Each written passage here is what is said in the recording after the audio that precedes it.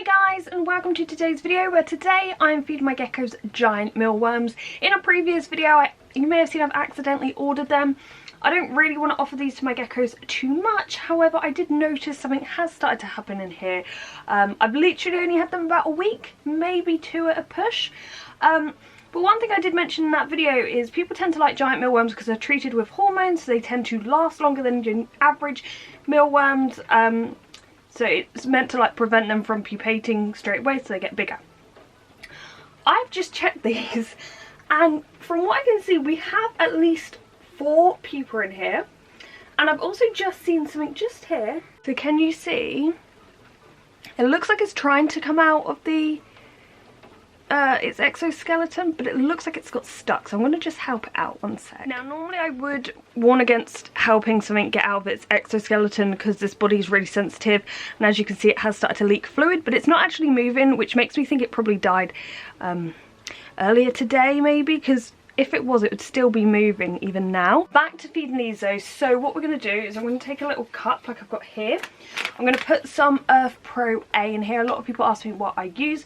If you're using Earth Pro A, you need to be providing a UV light because it doesn't contain synthetic D3. So if you are using UV, I would definitely recommend this. The geckos seem to like it. I know there's some vitamin powders will put your geckos straight off, but this works really well. Now, like I said in the last video about these mealworms, these are not healthy. These are not what I would give as a staple diet at all. Morio worms are actually technically healthier, and that's saying something. So I'm not going to give them many, probably about 3 each. And I am actually going to be feeding the pupas because they've lost that hard exoskeleton. So it should be slightly healthier potentially, and I don't need any more beetles. So it seems a little bit harsh, but I will be feeding off these rather large pupas. So let's start off with Gizmo. Hi Giz! I've got some giant mealworm pupas for you. Oh, made me jump.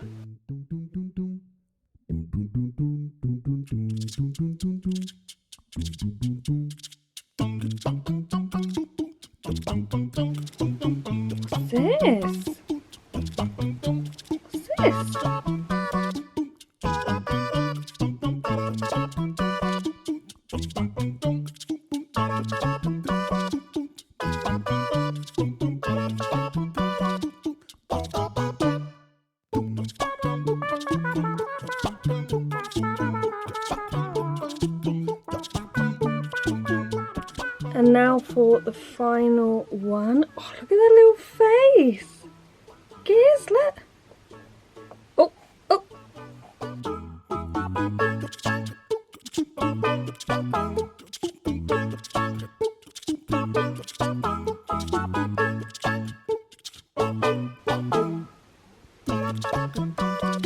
Got there in the end, Giz.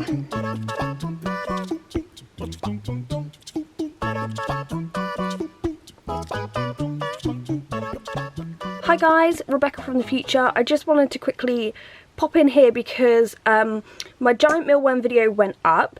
If you haven't seen it, I'll leave a link. And though the response was mainly positive, there were a few people who were a little concerned because they only feed giant mealworms as a staple diet, and I think some people were a little insulted that I said they weren't the healthiest feed insect. The thing is, that isn't my opinion, that's just a fact. It's like waxworms. If I just said, oh yeah, they're fine, you know, then they're just not. And some people have even said, I've fed giant mealworms to my geckos all the time and it's healthy. And what I'd say to that is, there's a shop near me that has pretty plump leopard geckos, and you'd be mistaken for thinking they're healthy, when in fact they're actually fed a diet of waxworms, just bowls of waxworms. So of course this gives you the appearance of a healthy gecko, but internally it's not healthy, and that's the same result you'll probably get from just feeding giant mealworms.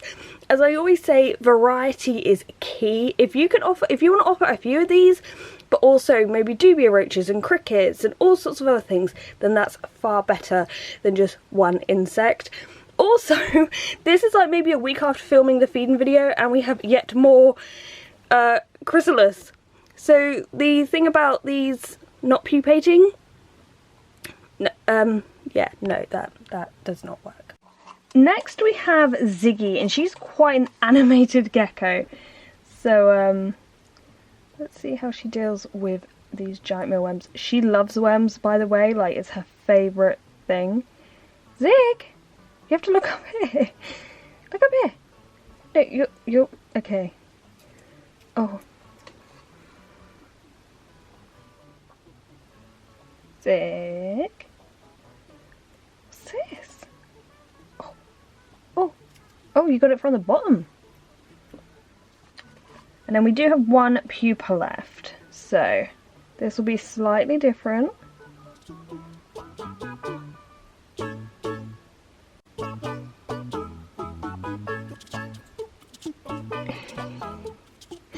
She's such a hyper hunter, but she's also extremely gentle. So if I did hand feed her, she's less likely to accidentally bite my finger. Next we have Minnie, and she is in that cave. Oh, it looks like oh yeah, she's got it. I thought it was like on her face for a second, but we're all good. Oh, she's got it. Oh, she got it. She's not feeling very, you know, camera ready today. However, the funny thing is, over here, Zig is already under her deep heat projector, ready to digest that food. And finally we have Diego. Now I may have forgotten to mention this at the beginning, but the geckos have never actually had giant mealworms before, so it'll be interesting to see how he reacts. He'll usually eat anything. He's the only gecko out of all my geckos that actually like the dubia roaches when I tried them, but I would like to maybe try them in the future again. But for me personally, the other geckos don't really like him.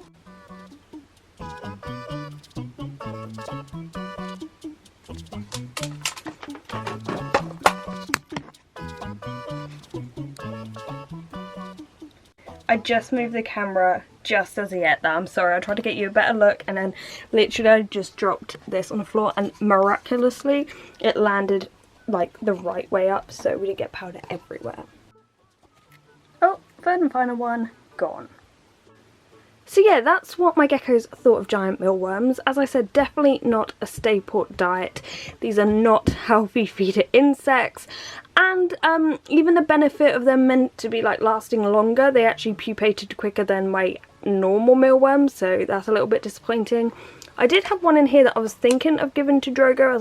Kind of looks like it's just kind of dead, so that's a shame. But yeah, I hope you've enjoyed this video. If you haven't already, please subscribe. But thanks for watching, and goodbye.